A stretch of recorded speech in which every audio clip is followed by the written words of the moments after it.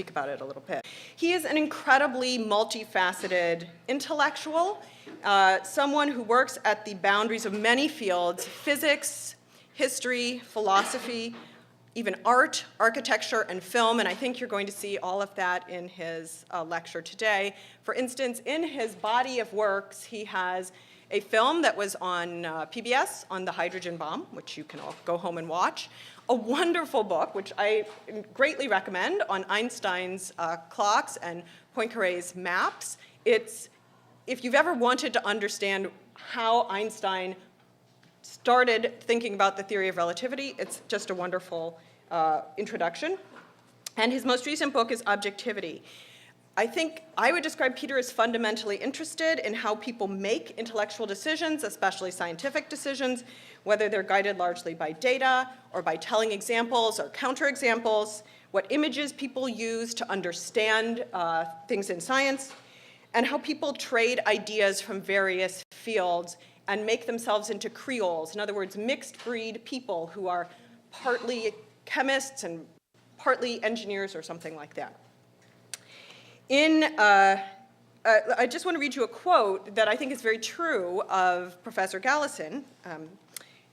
In Dr. Gallison's telling of science, the meters and the wires and epoxy and the solder come alive as characters, along with physicists, engineers, technicians, and others in the armies of modern science. And I think that's very true when you read his books. And then finally, I'll just comment, the reason I know Peter is that we were both faculty at Harvard at the same time, and we sat on a committee together, which, if you've ever sat on a committee, you know that's not a good way to meet people as a rule. But Peter had the most trenchant insights and the best way of expressing fundamental truths about things, and it's made me fond of him ever since. So let us welcome Peter Gallison.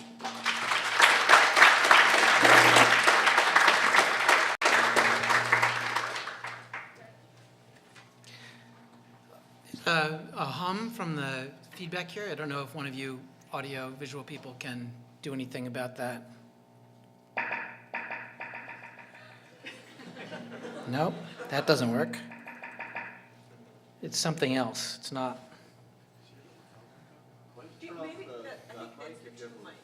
Can I turn off this? Yeah.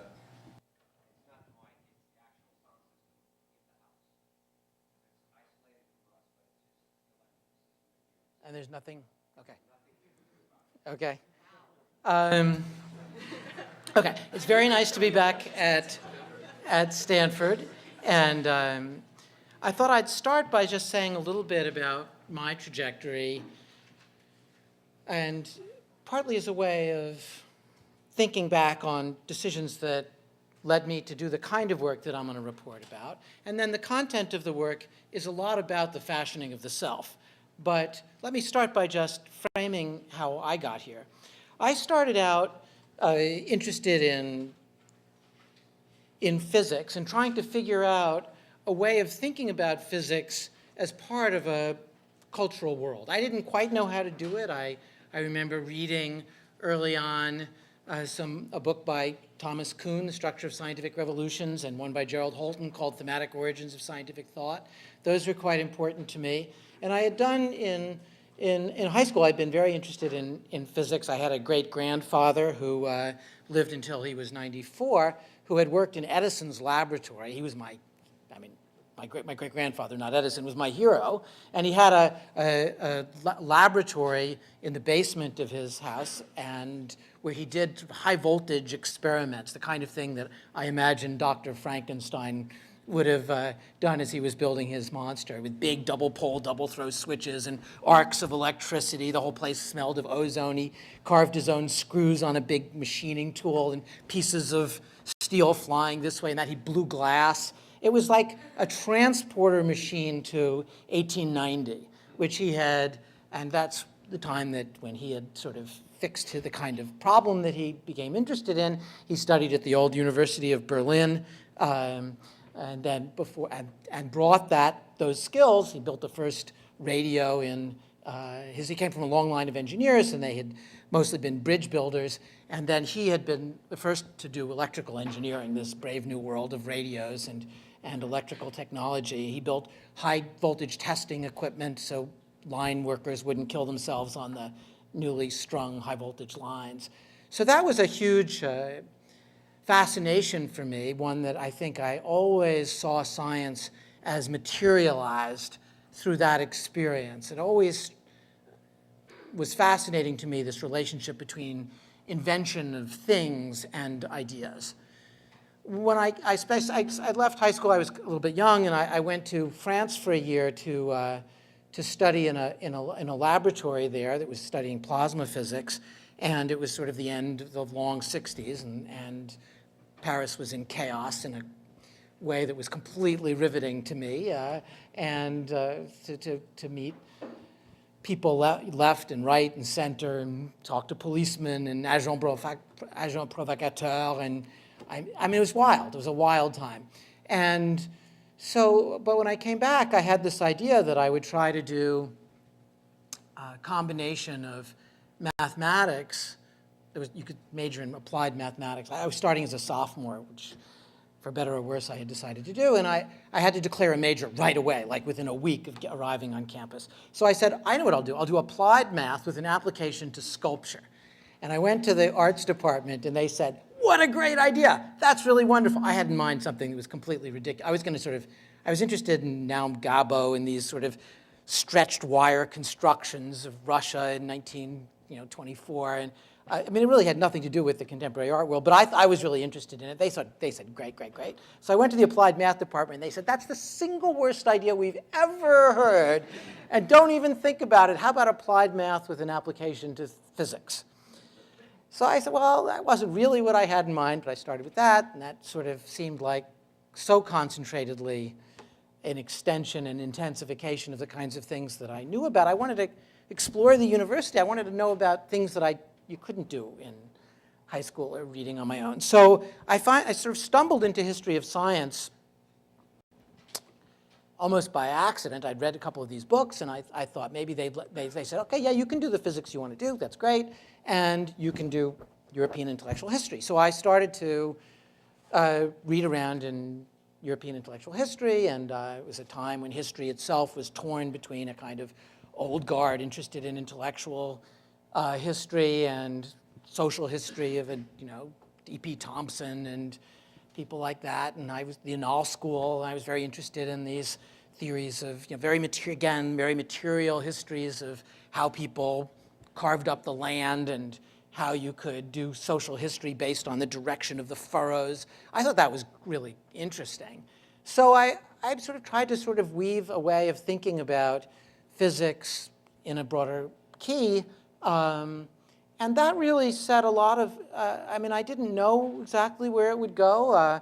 I did some filmmaking in college, which was an awful moment in video where, these big cassettes, and if you wanted to insert a scene between, you insert something between A and B, you took A and you dumped it on, you copied it to another spool, and then you replaced the source tape with the thing you wanted to insert, then you recorded that to the second spool, then you took the source tape off, you put the original one on, and then you did insert C between A and B, but you were a generation down. So every time you inserted something, every time you moved something, you went down. So in the end, you'd sort of squint and you'd see this sort of, television interference, and you sort of barely could see an image of somebody maybe you recognized.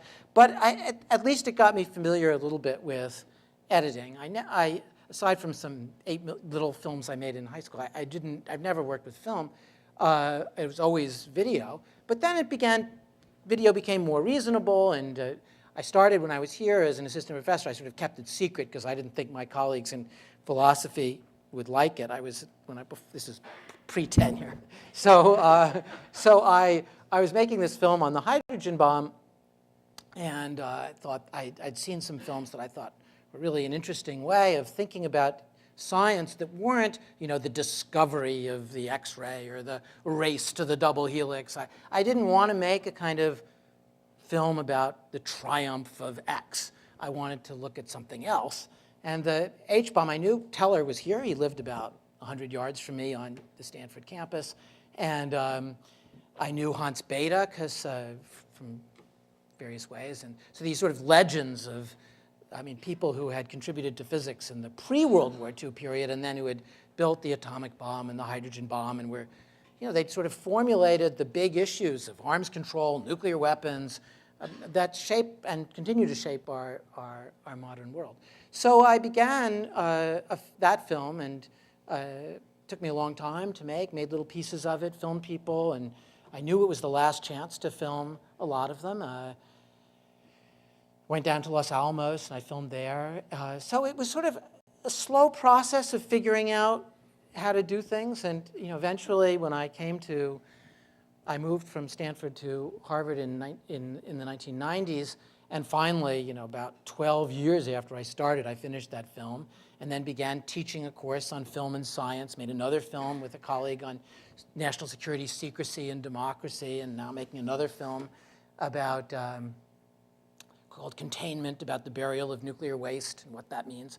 So, sort of finally, I got to do the thing that I wanted to do when I was a freshman, which was to combine the art making with the physics and history. So, if you stick at it long enough, somebody will let you do what you want to do, and that sort of shaped a lot of what I'm concerned about. But let me tell you a little bit about this project. This is a book that I'm finishing about called Building Crashing Thinking. And it's about machines, not surprisingly, after maybe what I've said and what Caroline mentioned, that is about what it is that we have to be like to even imagine certain technologies. And then once we have those technologies, how they act back on us. Famous physicist John Wheeler liked to say, matter tells space how to curve, and curvature tells objects how to move. So I think of it as like that back and forth movement, that how we construct the self tells us what kind of objects we can even imagine. And I'll make this much clearer with examples. And then once we have these objects, they act back on us. So the book is about sort of a series of 6 objects, 2 from the 1920s, 2 from the war period of World War II, and 2 from the contemporary time. And what I want to do is to talk about the Rorschach test, about which you have the article image of self, and about cybernetic machines, self-correcting machines that were first built in World War II as a way of trying to shoot down the German planes that were bombing London to bits. So there's an old problem that goes back to Kant about what it would take, what has to be true of us to even have the possibility of having the concept of an object at all. Kant said you can't learn about, say, space and time from our experience. You couldn't have experience without already having some notion of space and time. And that idea that there are conditions of possibility for objects is, Kant believed, true for all of us over all time. My project is much more restricted and focused than that. I want to know what's true about the self at a particular time and place that makes certain kinds of objects possible. And then, like the Rorschach test, what did you have to already have in place about the self that an ink blot could be thought to be an X-ray of the soul? How did it go from its 19th century or 18th century idea of being a test of the imagination to something that was supposed to peer much more deeply into the nature of who we were? So if you put it into this twofold movement, you would say this. What had to be true of the self such that an ink blot could be a test of the imagination? Or what had to be true of the self such that it could be a probe of our perceptions, a kind of exemplar of how we understand the world individually? And then once these Rorschach tests become incredibly widespread, how do they restructure the self? How do they become a kind of master metaphor that teaches us how to think about who we are so that we can think of ourselves as kind of magic lanterns projecting our inner states onto the outer world? If you see in the newspaper or you hear somebody say, oh, that's just a Rorschach for your views about politics. Your views about the wilderness, that's really just a Rorschach for your ideas about politics, or your ideas about, the politics of the Middle East. That's just a Rorschach for your party affiliation. That idea that somehow there are our predilections projected on the world is this second movement, that it's teaching us to think of ourselves largely through an idea of ourselves having a big component that's unconscious, of being a test of our perception, not of this specific faculty of imagination. So if you go back to the mid-19th century, Justinus Kerner had this kind of parlor game called Klexographie, where you would pass around a book with images like this, ink blots like this, and you'd say, what do you see? And those were used initially just as a game of imagination, but it became an obsession to young Rorschach, who, this is his hat, where it says Klex over there. That was his nickname, because he so loved this parlor game of Klexographie. And among the psychologists in the 19th century, you see people talking about ink blots and other chance forms, as they called them, this way. This is a Harvard psychologist, George Dearborn, at the end of the 19th century. To see things in the ever-changing outlines of a summer cloud or among the flames and embers of a fire has doubtless in all ages been to imaginative men a source of entertainment and delight. To reproduce, then, under applicable and controllable conditions, these familiar studies of human fancy, the following simple means have been adopted. Chance blots of ink, and then you go to town saying what you see. Or in Britain, Kirkpatrick said, I would suggest that it is desirable to have tests of such a nature that they can be taken by children as well as adults, that they shall be such that all persons tested will have about equal opportunity for the exercise of the power tested. So the idea of the self of the late 19th century was that we were a composite of faculties: faculty of imagination, faculty of memory, faculty of common sense, faculty of calculation, and so on. And each of these you could test. For instance, Alfred Binet, you may have had a Stanford Binet test at some point in your trajectories, had 10, of course he's French, so it had to be 10 faculties, and each of them had a specific test. A test of memory, a test of suggestibility, a test of moral sentiments, a test of dexterity, and coup d'oeil, the ability to grasp, say, the features of a map at a glance.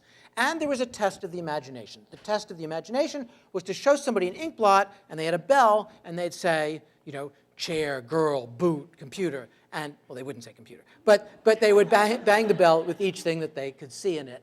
And that would give you, so if you could see 20 things in 30 seconds, that was a sign of greater imagination than if you saw 12 things. Just as if you could memorize 17 numbers, that was a greater power of memory than if you could remember 9. Now, around this time, around 1900, when people in psychiatric institutions, they were interested in the problem of schizophrenia. That was a big problem for late 19th century psychiatry, as it is still today. And one of the characters they were looking at, one of the patients that they were looking at, was a fellow named Adolf Wolfli, an unpleasant guy who was convicted of a series of ever worse molestations of children. But when he was finally he was locked up for a very long time. And what he did, he took little fragments of colored pencils, just little stubs, and made these quite amazing drawings. But at first, what he produced was considered, written into the diaries of the institution, as very stupid stuff, a chaotic jumble of notes, words, and figures. So they would look like this. And he gave them these quite fantastical names, like the rings of the ocean and the island. These became later, in the 20s, actually circulated quite widely among the avant-garde artists in France and elsewhere, and they became important for the surrealists, among others. But more importantly for our story is around this period of the early 1900s, there was a transformation. Instead of seeing them as stupid stuff, a jumble of chaotic expressions, people began, Morgenthaler, one of Rorschach's closest friends, began to study the artworks as a way of getting a grip on the inner psychic state and forms of reasoning of the psychiatric patient. And Rorschach himself became interested in this. There was this drawing by patient Z, as he called himself. He was classified as a schizophrenic. The drawings were from 1902. Rorschach analyzed them in 1912. And Rorschach said, Z grew up torn between his ever-battling mother and father. He was bisexual. He wanted to be a weaver, but he also wanted to be a fitter. He wanted to follow his mother's Protestantism and his father's Catholicism. He was torn between loyalty to his cat and to his dog, between his Aryan Dr. N, his grundgütigen Vater, his, foundationally good father, and the Jewish Dr. I, whom he dubbed Die Liebe, the love. Rorschach says that Z was living reconciliation fantasies, especially between his father and his mother. And he had these various interpretations, that the right of these drawings, that one side would be a woman and one a man, one a vagina, one a phallus, that the little screw-type indications were both a sign they were sperm, but they were also representations of Z, what he called himself. And these divisions, everything split between two, gave rise to an interpretation of the characteristic thought form or style of this patient. And Rorschach began to experiment with those. He also gave his patients, showed them famous paintings like The Last Supper by Da Vinci, and then had them copy it. And one patient produced this work, which still hangs on the wall of one of these asylums, and he would look at what characteristically changed between the original and the product by the patient. In it, of this patient, Rorschach wrote, Christ is a woman dressed as a woman, symbolizing love. He is the son, this is the patient's words, he is the son giving warmth and love. The patient is a girl and the Lord. Judas betrayed love, and so too the patient's father by preventing the patient from marrying. His mother had long hair, as had the woman he wanted to marry. Patient, long hair means love. Long hair is like the radiance of the sun. Rorschach, the Last Supper is an explicit fantasy. So Rorschach began to use these signs, these fragments, these interpretations. He would take silhouette puppets and march them in back to make a shadow casting on a screen, and then have the patient interpret what he saw. So this idea of using these copying of images, production of artworks, fragmentary drawings, interpretation of shadow puppets, all became part of Rorschach's way of trying to give an account of the experience of being in the psychiatrically classified state of schizophrenia, for example. He was a student of Eugen Bleuler, whose psychiatry was one of associationism.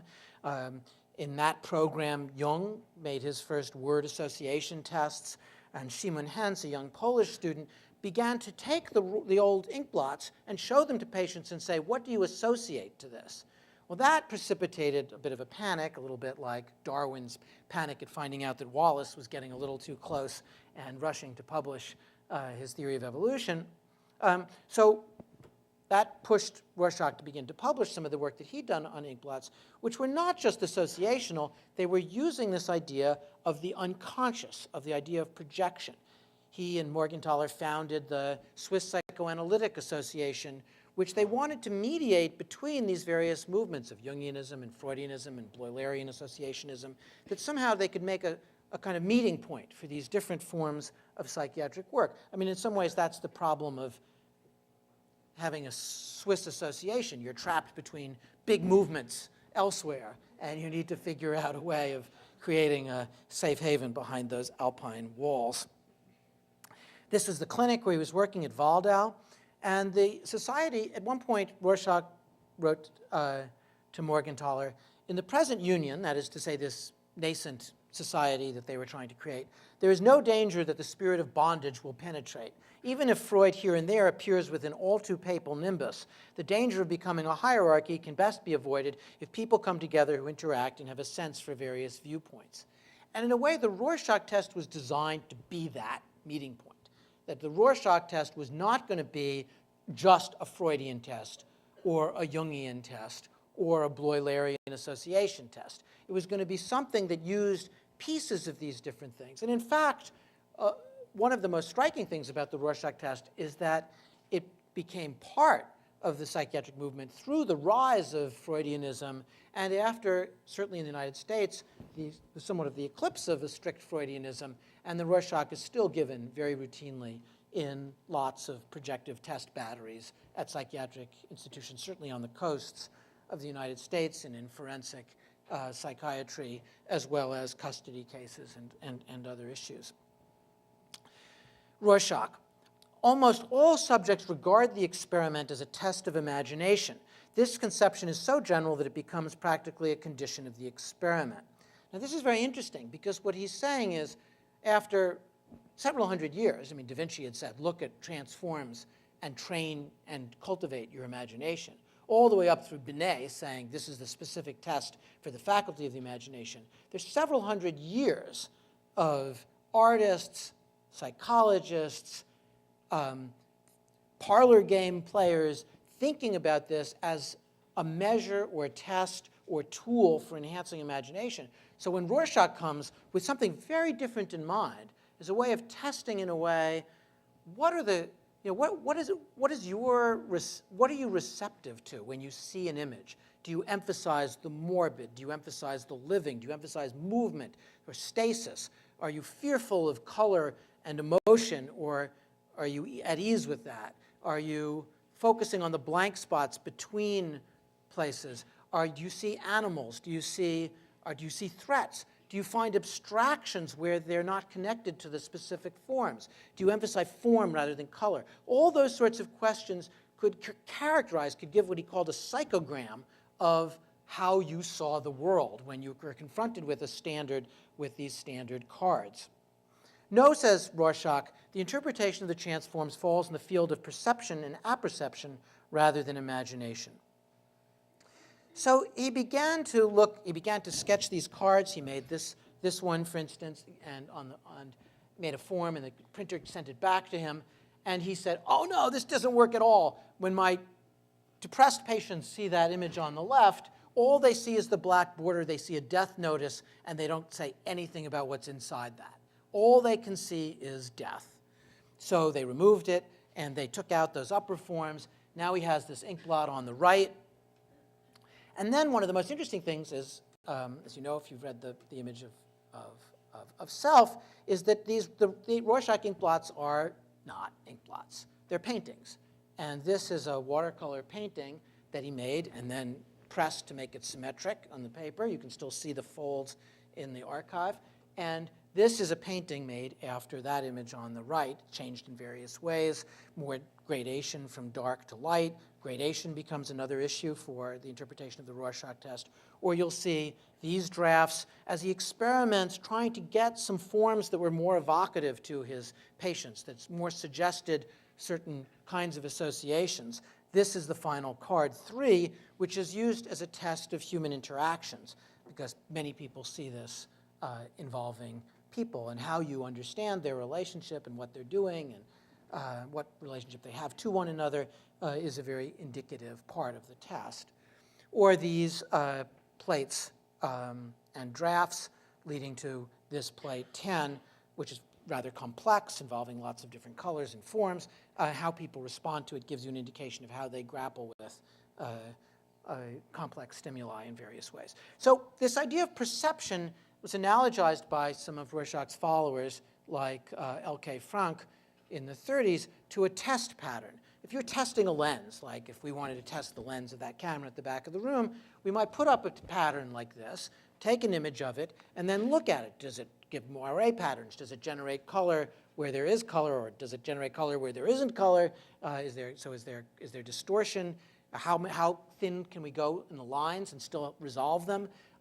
So we know what the stimulus is. How does that lead us to characterize what the lens is doing?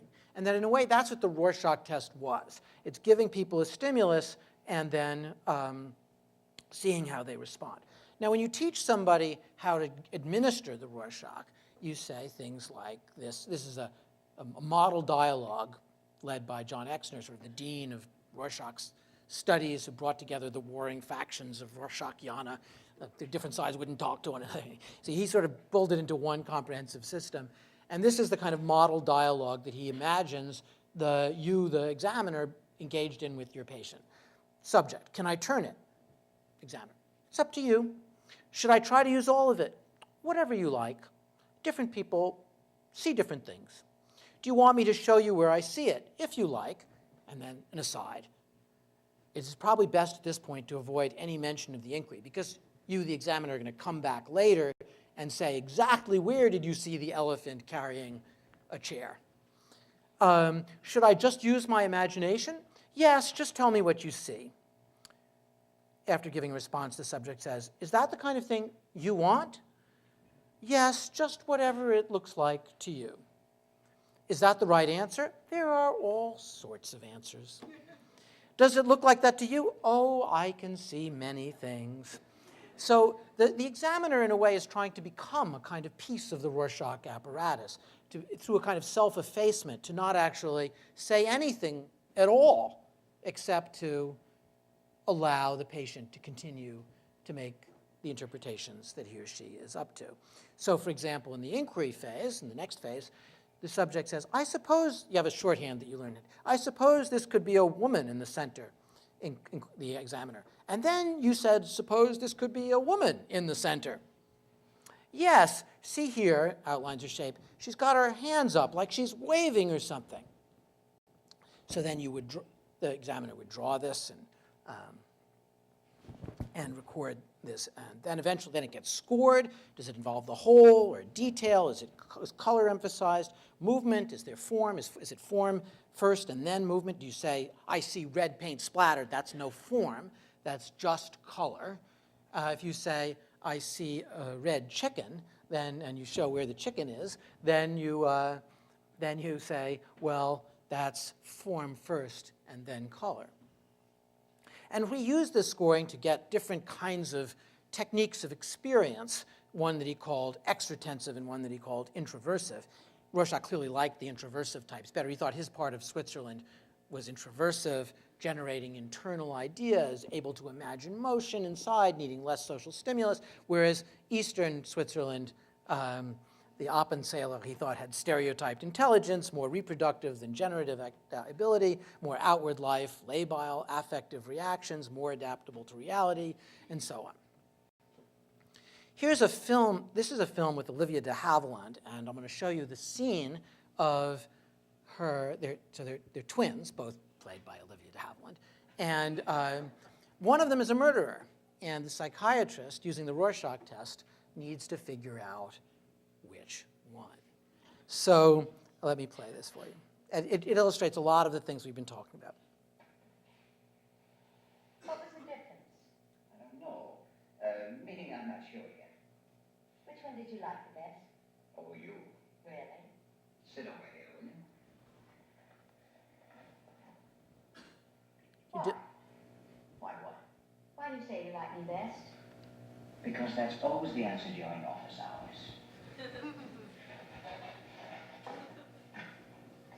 What's this one? These are pictures of ink blots. Actually, the kind you probably made yourself when you were a child. Just blobs of ink in the paper folded over. What's it for? It's another way of examining personality. Now, I'm going to hand them to you one by one. And all you have to do is tell me what you see there. What it looks like to you. Quickly? If you see it quickly, sure. As soon as you make something out of it, you tell me, that's all. You ready? Mm-hmm. Now face that way, please. Now, what does it look like to you? Might be a mask. You see? The black slanting holes for eyes, heavy eyebrows, and pursed lips give it a fixed expression. Anything else? May I turn it? Any way you wish. This looks like the face of a white lamb with a black nose. It's got a mark on its forehead. It looks like a moth spreading its wings over a butterfly. Beneath its front paws are two men, face down, with their arms outstretched. It all seems symbolic of something. The lamb looks so innocent, but it has two men under its paws. Symbolic of what? The lamb of death? I wonder if you're really as cool as you pretend. Oh, no, I'm not. I don't think so either. Outside the office, I'm Robert Taylor with Jet Propulsion. What do you see in this one? What does it look like to you, Terry? These are two men, back to back, but they don't seem to be aware of each other. Now it's changing into the full face of a man with drooping moustache and slanting eyes. And this is a dancer, a woman, dancing with a puppet. Now you see the puppet reaching to pat a cruel rival that pretends not to see her, but all the time he's trying to reach near enough to do her some harm. May I have a cigarette, please?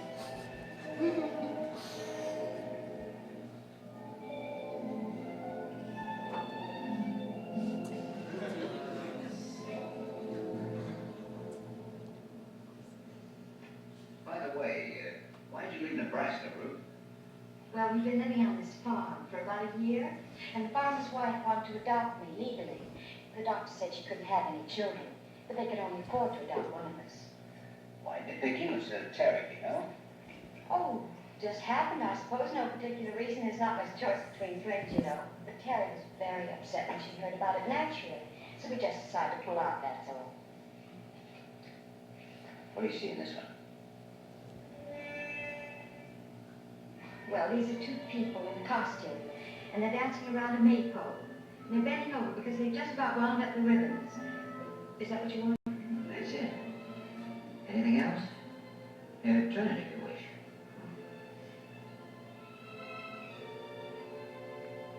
These are two skaters, like in the ice show. And they're leaning backward with 1 foot high in the air and their arms extended. How did Terry find out, do you know? Oh, the farmer, I think. He never liked her from the beginning for some reason. Was he cranky? No, I got along fine with him, but Terry, for some reason... What do you see in this one? Oh, these are two old ladies sitting back to back in an open streetcar, like the old cable car in San Francisco, and they seem frightened. They're holding onto their arms of their chairs with their hands. They've got their feet tucked tightly under their seats. And look at those chins. And this is a drum major with a high bearskin shako. And she's very straight and graceful, light-footed, and she's got her knee high in the air. Thank you. You'll never guess. But you see many of the themes that he's mentioning, you know, whether there's human interaction or whether it's someone interacting with a mask. I see it as the lamb of death.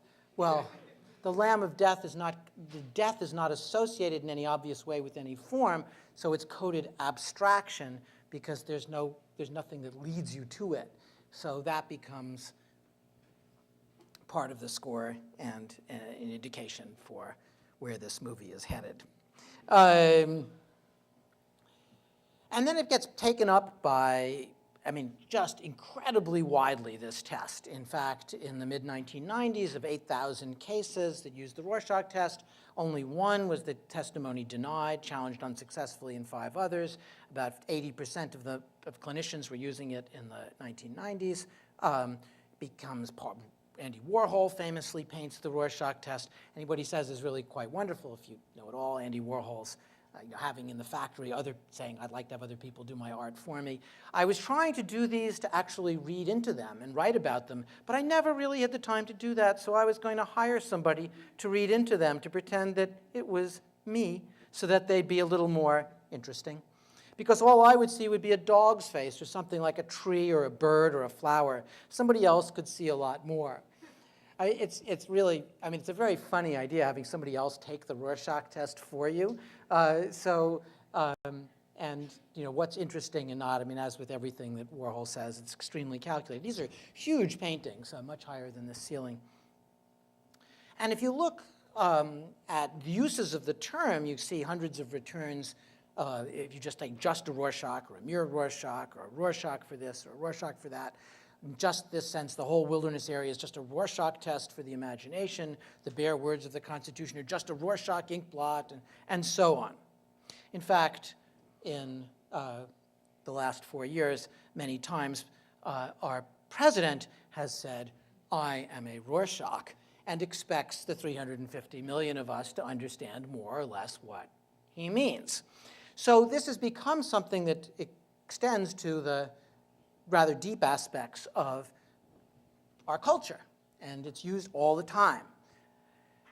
So that's this sort of return. If the beginning is to sort of say, how does an object, what had to be in place for the Rorschach to exist? You needed to have some broad notion of the unconscious. You didn't need to have the specific ideas of Freud about the nature of the unconscious, its relationship to the preconscious or the topography of the mind, but you had to have a basic idea of the unconscious and not think that the self could be well defined by a set of faculties or by a single driving will. So the second set of machines that I want to talk about are feedback machines, something that self-corrects, like a guided missile or a thermostat, which turns on and off the heater as it gets too cold or too hot. And then to say, how did it come to pass that Norbert Wiener, this extraordinary polymath engineer, physicist, philosopher at MIT, could think that a self-correcting machine actually incorporated purpose or intention. And then once these machines became part of our everyday life, and this idea of feedback systems became ubiquitous, like the Rorschach test, it began to train us up to think of ourselves in certain ways. Now, the idea of a feedback machine goes back a long way. I mean, a flush toilet is a feedback machine. And Archimedes knew all sorts of self-equilibrating hydrostatic machines. So it wasn't as if you had to think that a flush toilet had intention or purpose.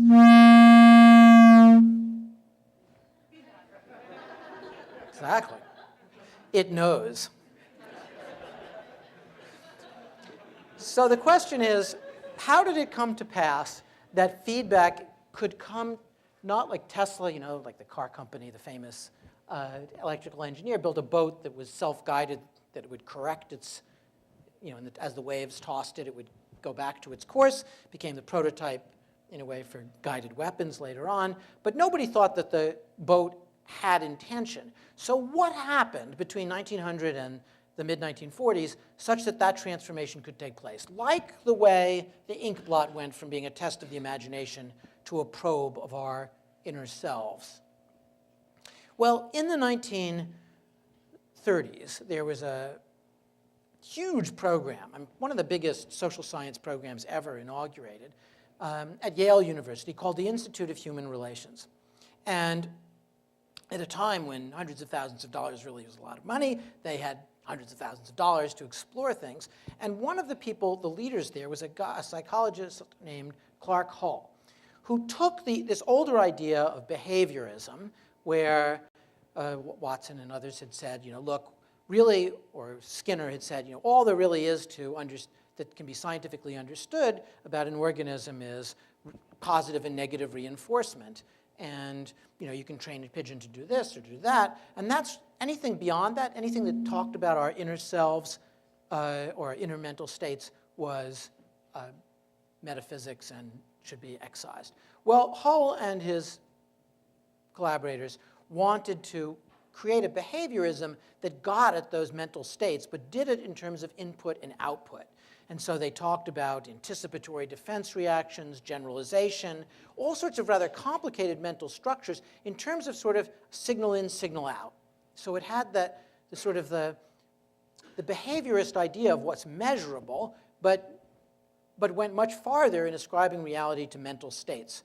And one of those was the purpose mechanism, which he began to model in a theoretical way between these stimuli and responses and in sort of these loops. He didn't know how to actually make this, although he had this idea that he wanted to build a museum of psychic machines, which I love. But maybe one day I'll make a museum of psychic things. But in the war, people really did begin to make these things. The first buzz bomb, the V1, first of Hitler's vengeance weapons, was a cruise missile that would come because of its pulse jet strapped to its back. It made this sputtering buzz that when it stopped, you knew it was going to fall. That's why the British called it buzz bombs. But they were guided missiles. They were feedback systems, as was the proximity fuse that the Americans designed, which would have a bomb when it explode when it got near a target, near an airplane or a certain distance from the ground. What is a feedback system? Well, no feedback would be if you have a battery, like on the upper left, and you simply amplify that and make a motor spin.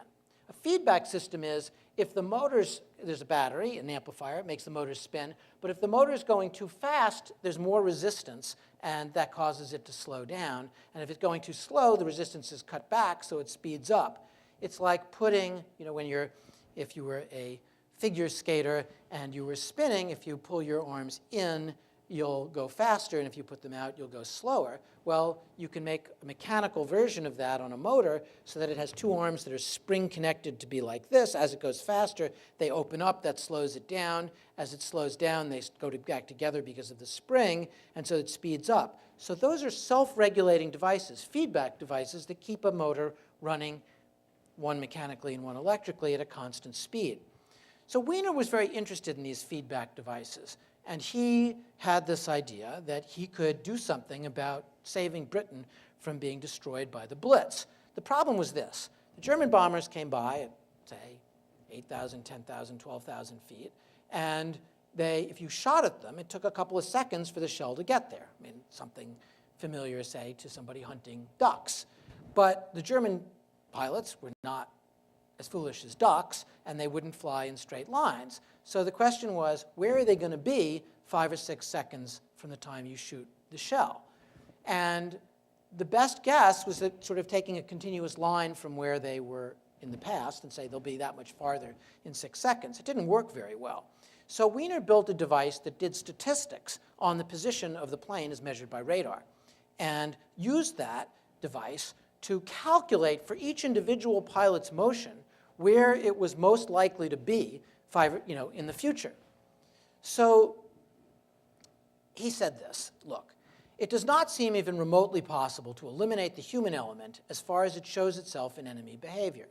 Therefore, in order to obtain as complete a mathematical treatment as possible of the overall control problem, it's necessary to assimilate the different parts of the system to a single basis. We can either describe the mechanics in terms of psychology, or the psychology of the pilot in terms of mechanics. Since our understanding of the mechanical elements of gun pointing appeared to us to be far ahead of our psychological understanding, we chose to try to find a mechanical analog of the gun pointer and the airplane pilot. So what's forced on Wiener is that you have no contact with the pilot. I mean, the pilot's trying to not get killed and to kill you, and you're trying to kill the pilot. But there's, by definition, going to be no communication. The pilot's not going to radio down and say, now I'm going to turn left, boys. So it meant that the human and the machine were so combined as a kind of single, what comes to be known as a cyborg, right? It's part human, part machine. And all that you know are these radar returns. Its position at a certain time, a time series of positions. So he built this device, and when the authorities come to visit the lab, here's what one of them writes in his diary. Most of the day spent with Wiener and his collaborators. It must be agreed that taking into account the character of the input data, their statistical predictor accomplishes miracles. Whether this is a useful miracle or a useless miracle, Warren Weaver, the head of the Rockefeller Foundation, is not yet convinced. For a 1-second lead, the behavior of their instrument is uncanny, which technically means it's a non-human device acting like a human. Warren Weaver threatens to bring along a hacksaw on the next visit and cut through the legs of the table to see if they don't have some hidden wires somewhere. Wiener points out that their equipment is one of the closest mechanical approaches ever made to physiological behavior. Parenthetically, he says it's based on good behavioristic ideas since it predicts the future of an organism not by studying the structure of the organism, but by studying the past behavior. So just this data, and from that you predict it. And it acts like it has an uncanny human capability of giving you its expected value in the future. He never did make it something that could be used in war. Going from 1 second to 6 seconds proved impossible at that time. I still wish I had been able to produce something to kill a few of the enemy instead of merely showing how not to try to kill them. So other psychologists reacted to this very strongly. Boring said to Wiener, what I had done before is to make out of a list all the functions of the brain, putting them in positivistic reaction terms, that is to say observable terms, that could be translated into input, output, and adjustment of a mysterious box with binding posts and knobs on it. Boring's conclusion, that's about what a person is, really. So by this neo-behaviorist program in the 30s, it became possible to think, and Wiener was a scientist who actually knew. He was sort of educated the way John Stuart Mill was, to know Latin and Greek and mathematics and physics and philosophy, and he wrote about Leibniz and contemporary philosophy. I mean, he had a kind of really enormous encyclopedic knowledge of contemporary understanding of many, many fields, and that he was trying to do something in this neo-behaviorist program, but now to realize it in engineering terms. And after the experience of the war, of actually making these devices, he was not alone in seeing a world transformed by these feedback devices. In 1950, he published Cybernetics, which was control and communication in the animal and the machine, sort of this cyborgian mixture of treating things equally and on equal standing. And it became a huge smash hit in fields where institutes of cybernetics established all across Europe, the United States, the Soviet Union. Not everybody was happy about that. Wiener said that the term purposeful is meant to denote that the act or behavior may be interpreted as directed towards the attainment of a goal, or that is, into a final condition in which the behaving object reaches a definite correlation with respect to another object or event. Purposeless behavior, then, is that which is not interpreted as directed to a goal. Well, Richard Taylor, a philosopher, didn't like this at all. He said, that's crazy. I mean, what if you took a ring and you put it on a wire that was attached to Caroline's bag, and then you dropped the ring and it went to the bag? This would be something that got, if it moved to the left or right, it would be controlled by the wire, and it would end up at a place. Does the fact that it's goal-directed in that sense make it purposeful? The expression target-seeking missile is metaphorical. Entirely correct, but hardly significant. Or a clock. Unlike a clock, history enters into the predictor, but more importantly, we believe, he said, that men and other animals are like machines from the scientific standpoint because we believe that the only fruitful methods for the study of human and animal behavior are the methods applicable to the behavior of mechanical objects as well. Thus, our main reason for selecting the terms in question was to emphasize that as objects of scientific inquiry, humans do not differ from machines. So he's not saying there may be some way that you could think of humans as different from machines, but he says from a scientific point of view, if you want to put them in a framework in which this can be quantified and measured, that you should treat it all uniformly. And that became wildly successful as a program. This is Ross Ashby, who said the trouble with the psychologist is that he's too proud to learn to walk before he tries to run, so today he lies on his back, foolishly waving his legs and pretending to be a ballet dancer, when in reality he hasn't yet learned how to crawl. For this reason, I regard it as highly complimentary when I say that your study of the black box problem is a first step towards a scientific psychology. Indeed, within a very short time, January 1950, Time magazine had this image on its cover, which says, "From target and gunner to humanity," and can we build machines that really capture who we are? And so that movement from target as a feedback device, the German pilot in his plane, the gunner as a feedback device, physiology and proprioceptive capacity, my ability to sort of reach over and touch the corner of this podium, not to overshoot or undershoot or to oscillate wildly between them, involves purposive behavior where I'm correcting for my felt position of the hand, even if I don't look at it. There's an overreach error that could be understood about gun pointing, but also there are diseases that make it impossible for somebody to actually localize on a target to pick up. There's feedback system becomes purpose, where he says it's not just like purpose, it's the only meaningful sense in which we can talk of purpose, so that when someone said, Wiener, do you really believe that a thermostat has purpose? He said yes. So then he begins to actually say that life, indeed the world, is a kind of cybernetic system. He says, is the world an active opponent, which he calls Manichaean view, or a passive opponent, Augustinian?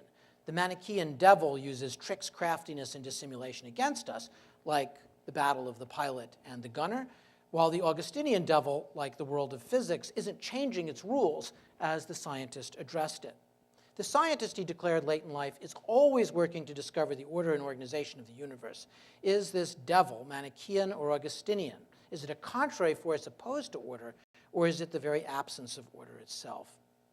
Now, as this gets picked up and expanded, there are a series of conferences called the Macy Conferences. Social scientists get involved. Margaret Mead and Gregory Bateson. It becomes part of a lot of psychology, self-help schemes. There's a metaphysics. There's a cybernetic epistemology. It gets used in sociology, like Luhmann's sociology in Germany. It becomes built into a huge amount of our modern understanding of things. Gregory Bateson, who worked here at the Palo Alto, was married to Margaret Mead, and he was famous as an anthropologist. He's inventor of the phrase double bind. He was interested in characterizing schizophrenia in various ways, took on board this idea of feedback systems and used it to redefine what it meant to have a psychology of the self. And he took Alcoholics Anonymous and their success in treating alcoholics as a model for a different system of psychology where you understood the self not as in control of the world, but as defined in various systems of feedback with other people, with the physical world, and so on. At one point he says, the two documents about the 12th step and the 12 traditions overlap in the 12th step, which enjoins aid to other alcoholics as a necessary spiritual exercise without which the member is likely to relapse. And if we were going to talk more about the theory of how the self is formed, going back to classical antiquity, self-formation through a series of spiritual exercises is the foundational idea that we see in the Greeks and in ancient Rome, all the way through Seneca and beyond. It's what the classicist Pierre Hadot studies, what Foucault studies in various ways. And so you see this, startling idea of actually training the self to be a certain new form of recognition, that you don't see the self as a kind of master captain of the vessel of the body, but rather as part of a system of feedback. In fact, Bateson liked to draw these diagrams of feedback where you had the engineer's feedback of a technical system, and then what he and Mead and Wiener were interested in making a psychology of cybernetics as being a sort of secondary feedback above the feedback system of technical devices. And so that's where I want to end, as this expands outward to be used, cybernetics in biological control theory and modeling the neurons, in artificial intelligence and cognitive psychology, and to say that what we've seen in these two examples is that the machines are not enough on their own. There's no technological determinism. Having something like the klexographie of Kerner or Tesla's teleautomaton, the self-guided boat, doesn't determine a new form of self. It wasn't seen as relevant to the self. But as new forms of the self emerge through the unconscious, through this idea of neo-behaviorism and feedback, through the work of the war, the fact that you have tens of thousands, hundreds of thousands of people having witnessed self-guided weapons pointed at you or chasing you or dropping on you if you were in London or Antwerp, that there's a generation that grew up seeing a kind of much more easy continuity, even in the instability of war, between talking about things as having intention and our own way of understanding our intentions, and the thinking of ourselves, even the very idea of a self, as being a kind of a feedback device as part of a larger system. Let me stop there. Thank you.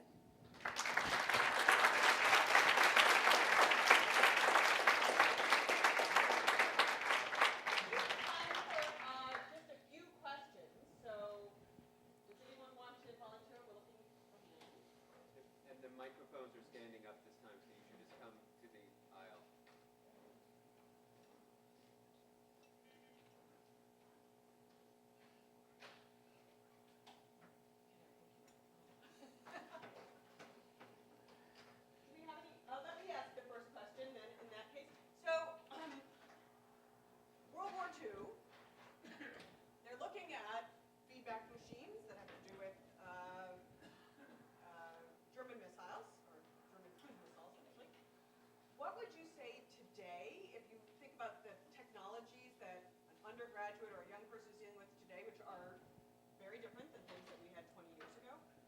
How would you think they're changing selves?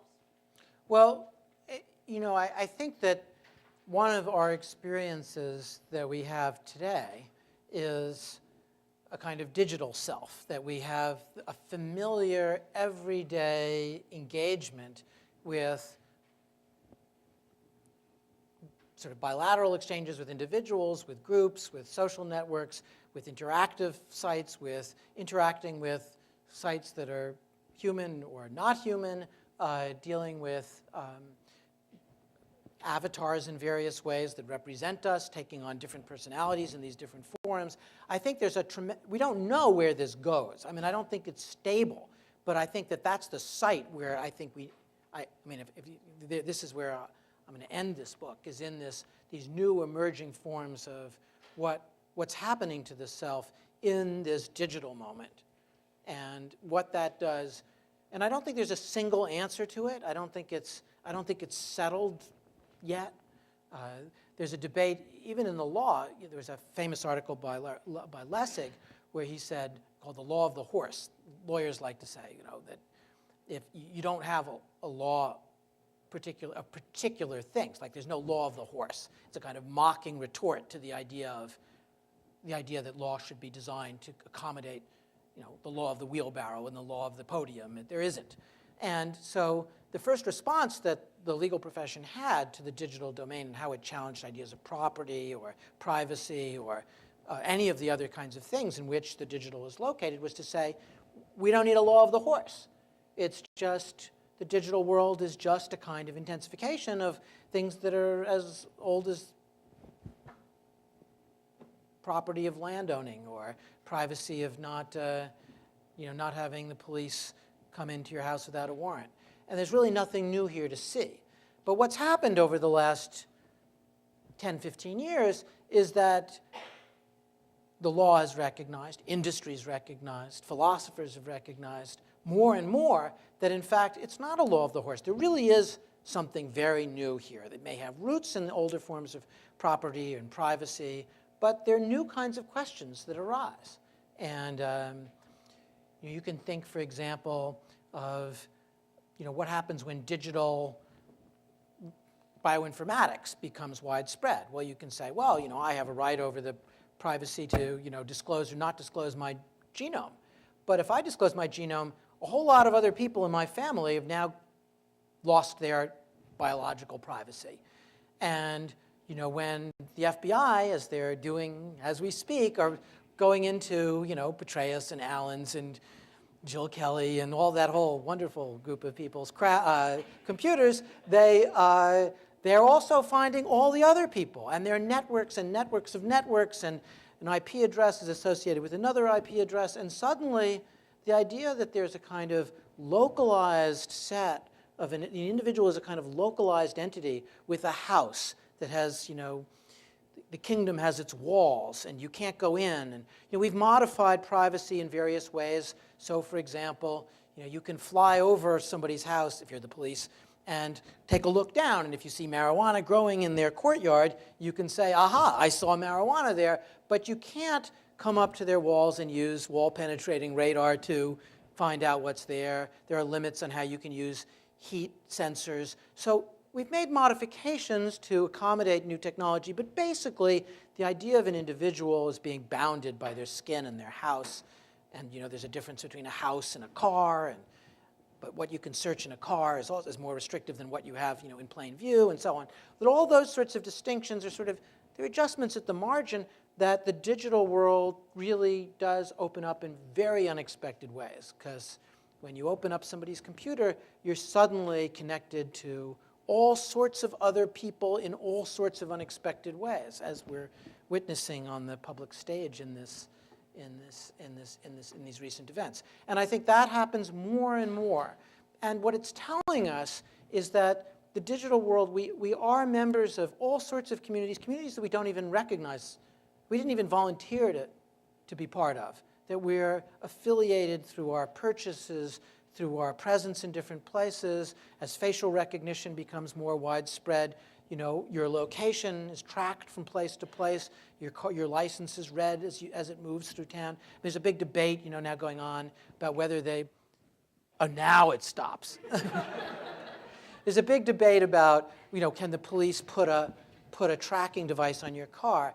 But, you know, it's already obsolete. It doesn't matter, because now your car's tracked anyway by recognition software, and in very short order, the police are not going to need. I mean, that'll be ancient history. The idea of actually sticking a GPS transmitter on somebody's car. So I think that this digital world connects us up in such a way that the boundaries of individual existence, and therefore what privacy means, is under pressure.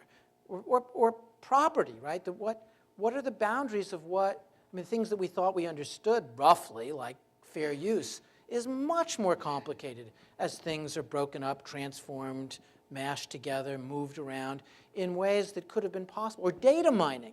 You know, you could say, well, anybody could have gone to the Cambridge Housing Department, gone through the files, and found out how much, you know, your house costs, or my house costs, and then found out, you know, you could have done an incredible amount of work and laboriously tried to figure out what magazine I subscribe to by digging through my garbage, although there are restrictions on that. But now, that kind of data mining is incredibly easy. And you can say, I want a list of all the people that bought one-way tickets to the Middle East, watch, you know, these, subscribe to these things, watch these things, are on these emailing lists, have a house valued at that, have these associates. And so intellectual property, privacy, the boundaries of the self, I think, are under very new kinds of structures that we're all living now. And nobody really has their arms around it. We know bits and pieces. Well, it flares up in court and in lawsuits about, you know, file sharing. But these are just flashes of a much, much bigger picture. Can I ask a follow-up question, which is that what seems to be missing today is a new cultural sense of the self. And listening and thinking back on your fascinating talk, you know, I'm struck by the way in which, you know, technology kind of plays almost a supporting role in these stories, that without the raw discovery of the unconscious, Rorschach would have just been a parlor game. Without a whole new understanding of the self as a self-regulating machine, cybernetics would have caught on. I mean, today, is there this sort of similar new epistemic, you know, understanding of who we are? And similarly, to what extent do the technologies drive the sort of epistemological changes that we see? So I think of this as, you know, in this case, as in both cases here, I always want to ask this question in two parts. First, as these new technologies are being formulated, what has to be in place about your view about the self? And then, once these technologies become ubiquitous, how do they train us collectively up to be a certain way? I mean, if the second part of that hadn't been true, if the Rorschach test had just been shared among this, you know, Morgenthaler and Rorschach and their 6 best friends at the Waldau Clinic, there would be no disciplining of us, no cultivating of a certain kind of self by this.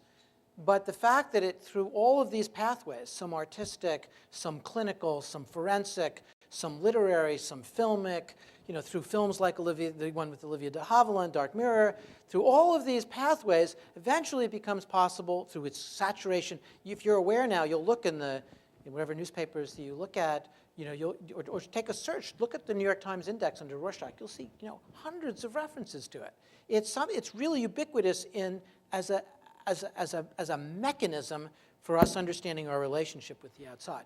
So, in a way, the question that you asked needs to be sort of parsed into two parts. First, as you know, at the moment when these new forms of intellectual property, you know, sharing devices, the instruments of file sharing, of social networks, of the internet as a whole, when those things were being formulated, what did people, what was going on, what had to be in place about their idea of their relationship with others, about the idea of collaboration or their idea of what a team was, or the non-spatial bounded relations that were, what were the problems that CERN was trying to solve when Berners-Lee did that work, when Stanford and Berkeley set up a microwave link to link the physics departments in the two places.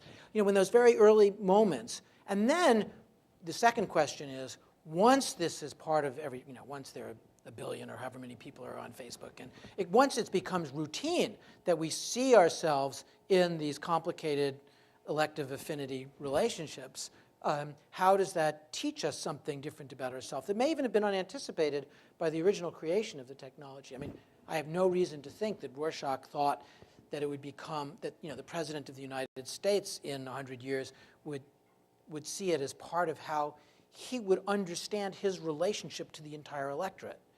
I mean, it's a different moment. And so I'm interested in both of those questions. And they don't need to be the same. Your intention at the time of the creation of the technology may be very different from the effect when it's massified and ubiquitous. I think we have time for one more question. How important do you think is the role of symmetry in Rorschach's test? Because all the Right.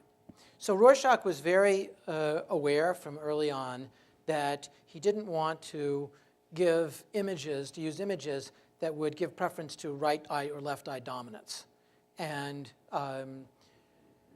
it's well known that there's certain people that actually react to asymmetric forms in very specific ways. And so he wanted to just remove that from the field, and he did that by the paper folding. So you can see even when he's painting the forms, he folds the paper to generate the symmetry of the image. He doesn't paint the symmetric image. He folds it as if it was an ink blot, but he's painted it. So he was very aware of that, and he spent about over 10 years. The test was canonized, was formally set in 1921 when it was first published. The cards are still produced on the same printer by the same sort of rules of production that were set up by Rorschach in 1919 to 1921. I actually want to do a little film of the production of the cards, which I think would be very funny.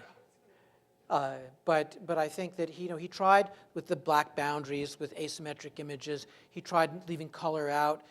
One of the things that was accidental was these gradations from dark to light, and those turn out now they're very important. And they're people that fasten on that have very characteristic responses. There's certain people who will look at the black and white cards early in the test. The 10 cards have an order, and when they get to the very quite colorful cards, have a kind of color panic, and they can't respond to them. And that too is a kind of is something that has been much explored.